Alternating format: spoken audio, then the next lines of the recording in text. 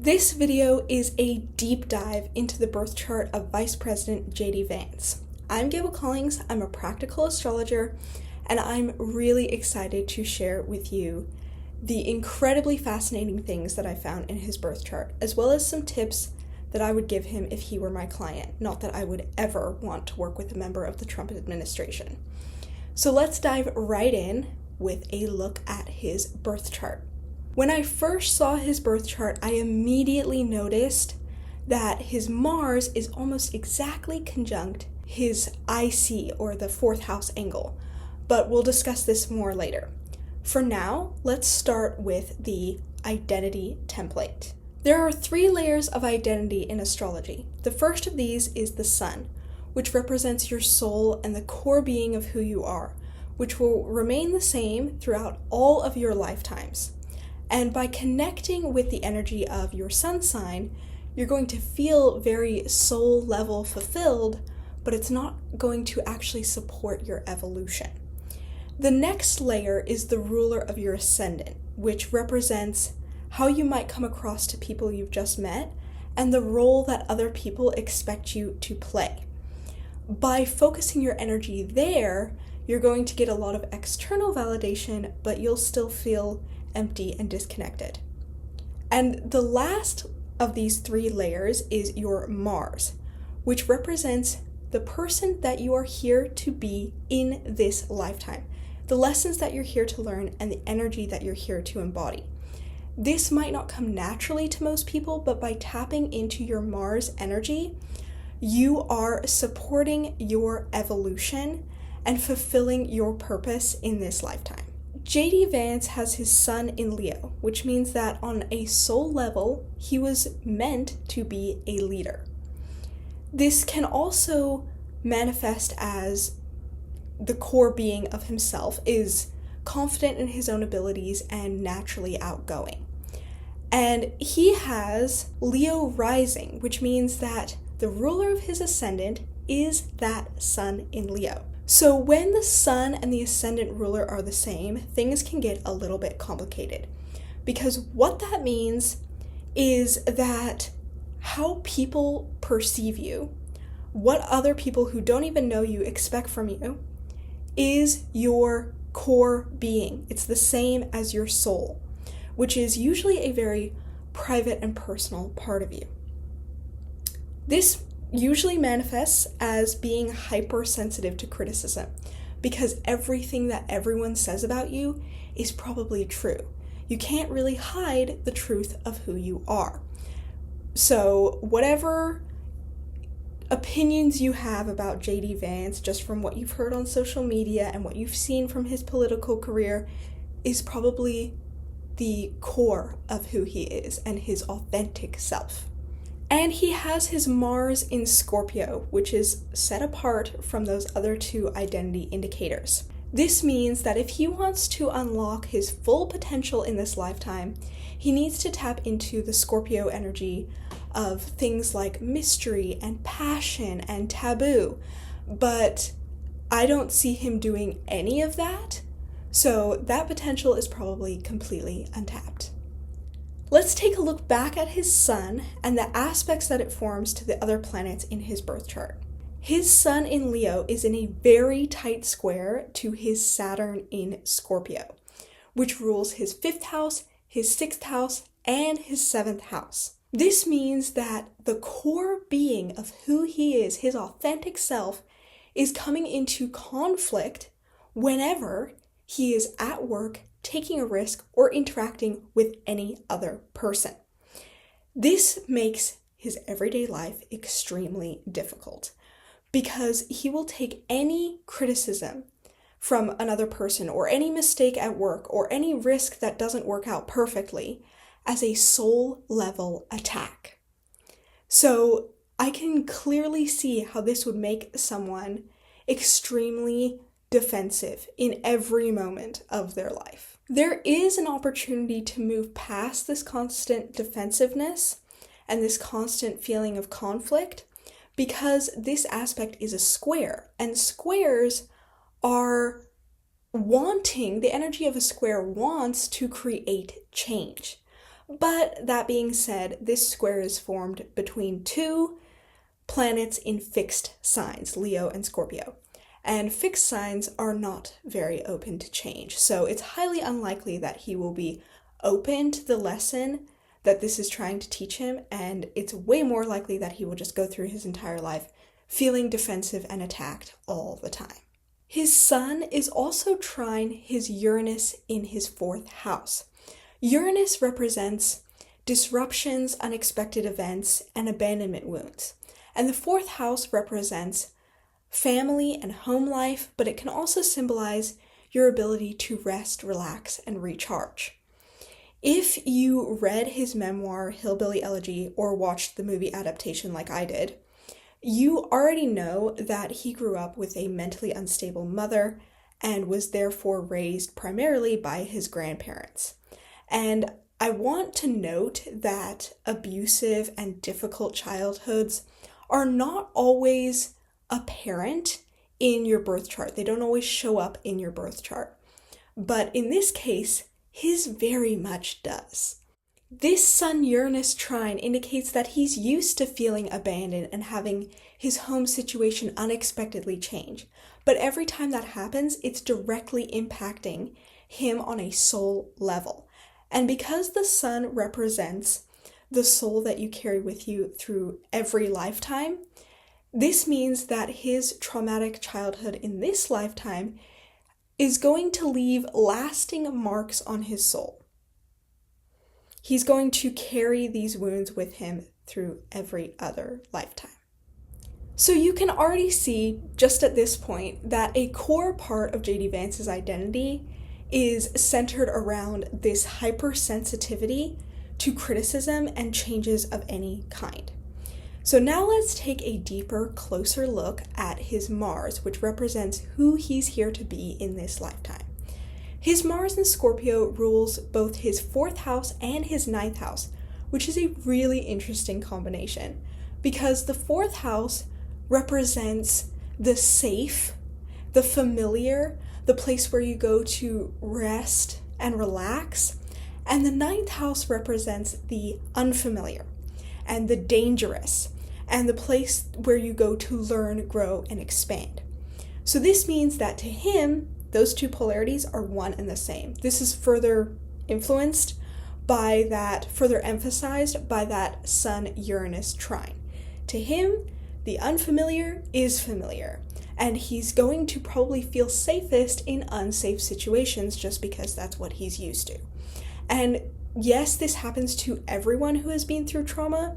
Your nervous system just starts to recognize whatever it's accustomed to as what is safe. So if you're accustomed to abuse, you are going to feel that it's the safest option.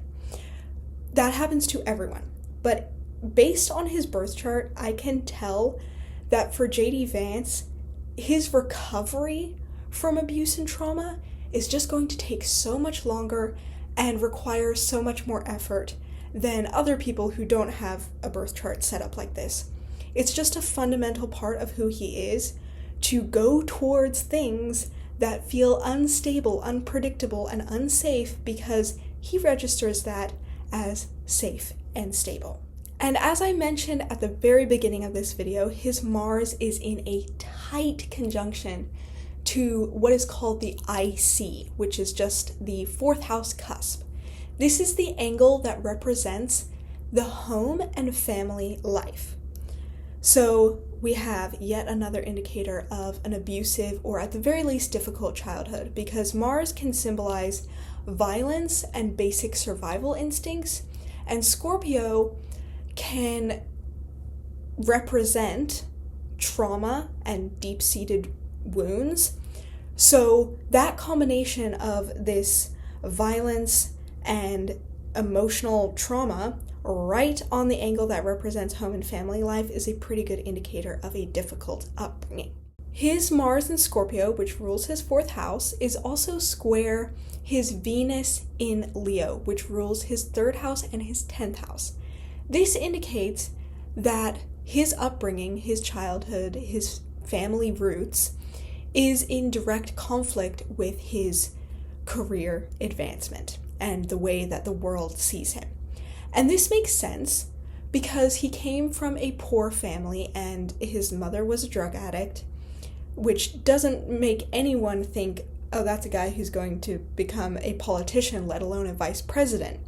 But I can also see how his background sets him apart from other politicians, which could give him a bit of an advantage. On a deeper level, this square indicates that he'll need to go against his distorted perception of safety, represented by Mars ruling his 4th house, in order to succeed in his career, the 10th house, or to ever have consistent habits and routines, which is represented by his 3rd house. And again, squares can be opportunities for growth. They are there to inspire you to make a change. But, once again, this square is formed between 2 planets in fixed signs. So, he's not really going to feel motivated to make those necessary changes. It's also important to note that his Venus is very close to his ascendant, which means that his natural need for and his perception of validation is always on public display. It's always apparent to everyone else. And in my experience, when celebrities or politicians have planets close to their ascendant, they struggle with fame a lot more because they feel that lack of privacy more strongly and they take everything more personally because it usually is. So just from this, we can see how, just from looking at his Sun, Venus, and Mars, we can see how this makes for a personality, for natural tendencies that are extremely sensitive to criticism. And we can also see how his abusive childhood is a fundamental part of who he is and has really shaped who he is as a person. This next part is usually something I only share with clients in follow-up readings when they're ready to go really deep, but I wanted to share it in this video because I have never seen it show up in a birth chart like this. So it's called the marriage blueprint, and the way that it's determined is you look at the ruler of the 4th house to determine how this person perceived their father when they were growing up, and if the person is a man, how they will expect, the role they'll expect to play when they enter into a long-term romantic relationship. And then you'll look at the ruler of the 10th house, which symbolizes how this person perceived their mother when they're growing up. And if the person is a man, in this case, that would also represent how he expects his partner to act in a long-term romantic relationship. So, the next part is you look at the essential dignities of these planets to determine the power dynamics between the mother and the father, or between the person that has the birth chart you're looking at and their romantic partner. And this determines the power dynamics there, who this person expects to be more in control, who has more of the power and the say in the relationship. So for JD Vance, the planet representing his role in relationships is his Mars in Scorpio, which is both in rulership and triplicity. And the planet that represents, in this case, his wife, is his Venus in Leo, which has no dignity whatsoever. This means that naturally, if he does no other inner work, he expects to have all the power and all of the control in his marriage, all of it. And he expects his wife to have no say at all because she gives up all her power to him. And if that's not the case, he's going to be very upset. So you can see how this might have formed in childhood because his mother was a drug addict and mentally unstable, and he might have perceived his mother as weak, and her husbands, because she had several, her husbands as the ones that are in control of the relationship and the household. They're the ones making the decisions because they're not crazy like she is. So these power dynamics can be shifted if the person is willing to do some inner work. But I do not think that JD Vance is at that point, or maybe that he's done any work on this at all. So without any inner work, his marriage blueprint power dynamic is just a recipe for misogyny. Now I want to explore the personal transits and progressions that JD Vance was experiencing during the publication of his memoir and the pivotal points of his political career. You will be able to see where there are indicators for success here. And we've learned a lot about JD Vance from his birth chart. And if he was open-minded, he could definitely implement some changes based on what I've shared here to drastically improve his life. But I am also really passionate about transits and progressions because they can help you make the right decision at the right time so that you have a higher likelihood of the outcome that you are looking for. So this is a really everyday, hands-on way for you to understand how the transits and progressions work. So let's dive into this. He published his memoir, Hillbilly Elegy, in June 2016, when his progressed moon in his 4th house was forming a trine to his natal Venus. This indicates a period of easy, positive experiences in relation to his home and family life, and also in relation to the public, because the moon can represent your interactions with the public and how you're seen in the public. And the 4th house is about his home and family life. So this makes sense that he was publishing a book about his childhood stories and sharing that with the world. This is a good indicator that that would be a successful endeavor. Another astrological indicator for success that month was that the transit Uranus was also forming a trine to his natal Venus, and it was moving through his 8th house, which indicates that that was a really good month for him to explore new ways of making money. And at that point, he had never published a book before. And also, both of these, the progression and the transit, are activating his natal Venus, which is close to his ascendant, so it is very apparent to the public. It's a good time for him to be in the public eye. And also, Venus is an indicator that it would go easily. It would happen easily and feel positive and easy. In April 2017, JD Vance sold the film rights to Hillbilly Elegy, and there are several astrological indicators that this would be a financially beneficial decision for him. The first of these is his progressed midheaven was in an exact sextile to his natal Venus. So this is an indicator of increased visibility and success, and again, his natal Venus is involved, which means it's close to the ascendant, putting him in the public eye, and it will happen easily. It will feel easy to him.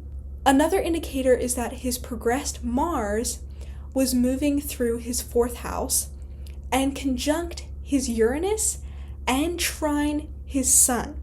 So we have a connection to the 4th house of home and family, because Hillbilly Elegy is about his childhood, and the progressed Mars is activating these two very energetic planets, which gives him the motivation to take the action. The Uranus-Venus trine that was in effect when he published the book was coming to a close during the month that he sold the film rights, which means that that cycle was ending. The cycle where he was focused on his first book was coming to a close. That new way of making money was coming to a close. Also, his transit Jupiter was in his 2nd house of money and conjunct his moon, which indicates success in sales and legal matters, and he was selling legal rights to his book. The transit Saturn was also moving through his 4th house of home and family at that time and was trine his ascendant, which means that this was a time when he was clear and stable in how he was presenting himself to the world. There was no confusion. He had made his decision, and this is who he wanted to be. This is what he wanted to present to the world. His book in the form of a movie. But there were also some astrological indicators that maybe he didn't really want to sell the film rights. Maybe he put up a fight, or it was just triggering for him emotionally. One of these is that the transit Mars was conjunct his midheaven and opposite his Mars, which means that it was activating that really pivotal point in his birth chart, which represents his abusive childhood. So that was coming to the surface. And the Mars midheaven conjunction and the Mars-Mars opposition both indicate that it is not a good time to be working together with other people, especially not to be giving your work over to someone else. And while there are all these indicators that say it was a great time for sales and for working with other people and presenting himself to the public, I think this indicates, because there were so many indicators that it was a good time, these Mars transits say to me that he put up a fight, that he really didn't want to make this decision. There was some resistance and conflict. Maybe he was taking something personally, and it was upsetting to him. We also see at this time that the transit Pluto was square his moon, which usually brings up problems at home, and especially with the mother. So I can see how selling the film rights to a book about his childhood could have, at the very least, brought up a lot of painful memories for him, but it could have also upset his mother. Maybe she found out and they got into a fight about it, and then he felt conflicted about whether or not this was the right decision. So however this manifested for him, whether this upset was just at home and had nothing to do with the sale of the film rights, or if it did get mixed up in all of that, however this manifested for him, it is very clear to see from an astrological standpoint that April 2017 was a huge month for him, and probably upsetting in some ways. Now let's take a look at the pivotal moments in his political career and which personal transits and progressions he was experiencing at those times. So on July 1st, 2021, he announced his Senate campaign in Ohio. And at this time, his progressed midheaven was sextile his natal ascendant, which is a very important progression that indicates it is a great time to be putting yourself out there, getting visible, and being in the public eye. Also at this time, his progressed Mercury was just coming off of an exact conjunction with his natal ascendant, which means that this was a good time to be making announcements and putting his message out into the world.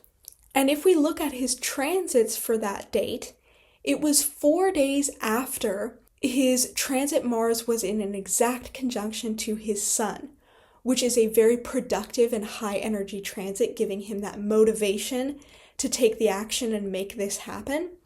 And it was also almost a full month before the transit Neptune was trine his Mars, which means that he started this campaign not from a selfish place of wanting to just do his own thing. It was coming from a genuine desire to help other people. So there are plenty of indicators that that was going to be a successful endeavor for him, and it was. On May 3rd, 2022, he won the Republican primary election.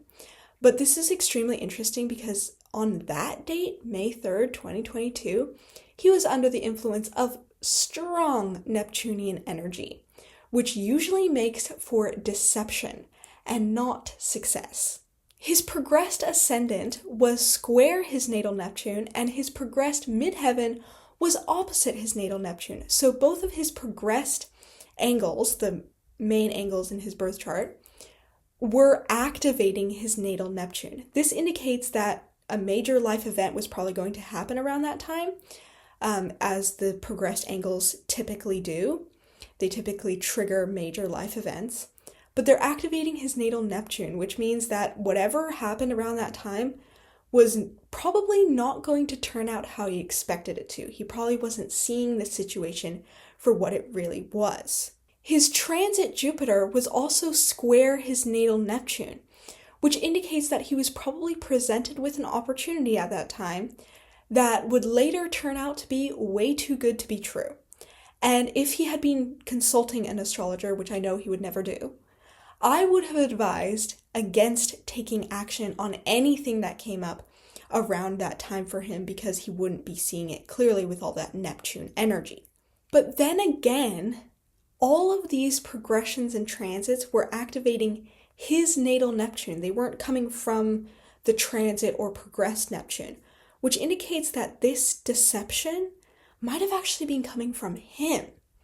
There's a possibility that these astrological events that were happening in his own birth chart might have been activating his own ability to deceive and manipulate others. So maybe he wasn't the one being deceived, maybe he, at that time, was doing all the deceiving.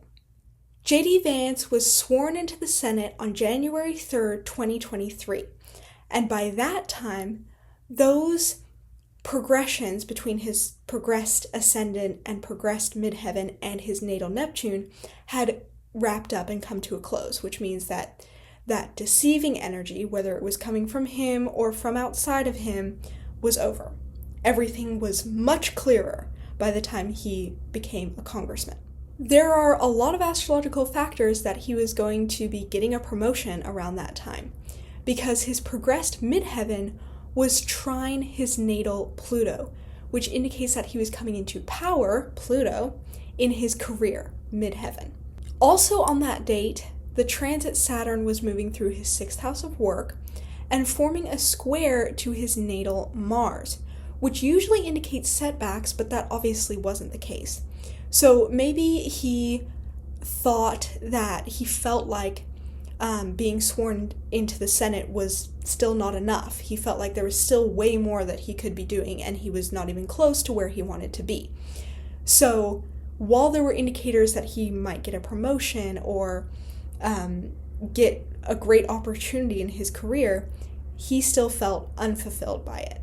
JD Vance announced that he had accepted Donald Trump's offer to become his vice president on July 17th, 2024.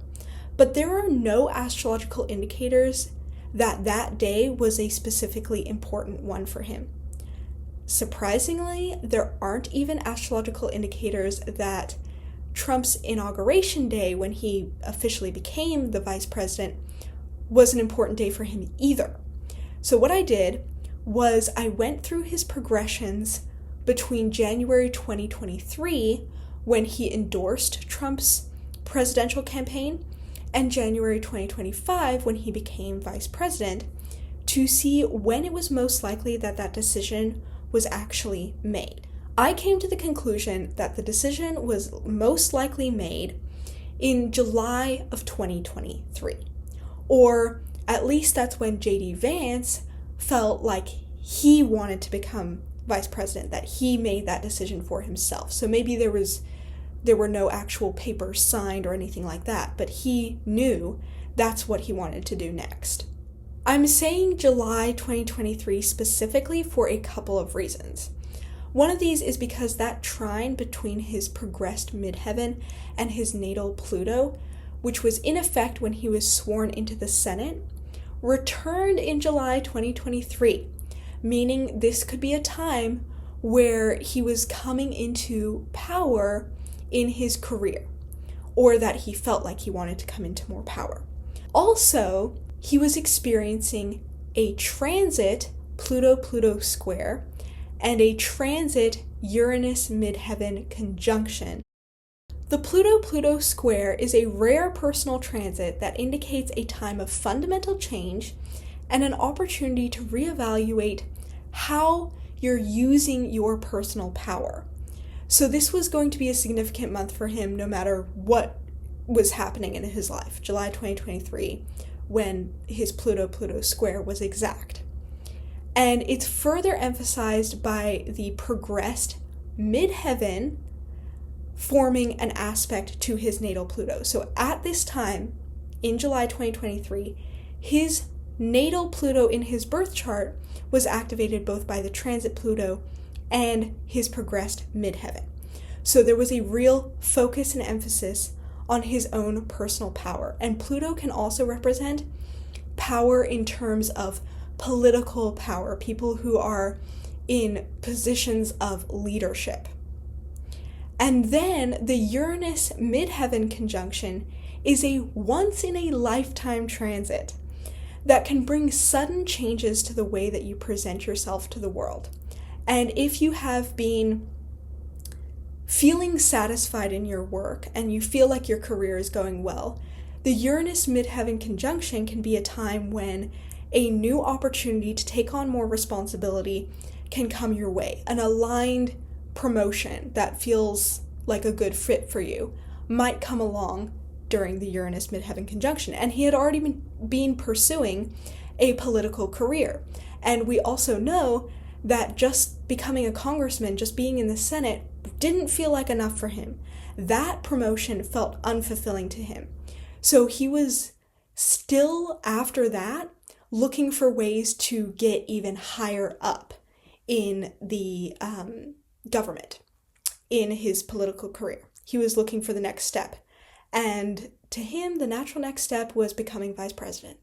But maybe October 2023 was the month that things really shifted, because during that month, the Uranus midheaven conjunction was exact for him yet again, but also in his progressions, his progressed moon was in his 7th house of relationships and other people, and it was trine his natal Mars. So a moon-Mars progression aspect indicates a time when it's really easy to get your way because other people, emphasized by the fact that the moon was in the 7th house, other people are more likely to want to help you and more likely to want to give you support in achieving your goals. So maybe from an astrological standpoint, I can see how he decided in July 2023 that he wanted to become vice president.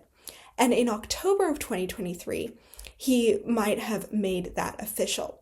Maybe that's when him and Trump came to the agreement that that's what was going to happen. I found JD Vance's birth chart and even some of his progressions and transits to be incredibly fascinating, and I hope that you watching this video have also felt like this has been informative and interesting. I love making celebrity birth chart analysis videos like this, and I'm thinking about making one about Jeffrey Epstein's chart as well, so if you'd be interested in that, let me know in the comments. And if you are interested in getting your own birth chart reading or exploring your personal transits and progressions, I have all the information about all the readings that I offer in the description box below, so definitely check that out. I'm Gable Collings, and I am a practical astrologer, and if you have learned something new from this video, be sure to give it a like and subscribe to the channel if you want to see more practical astrological videos like this.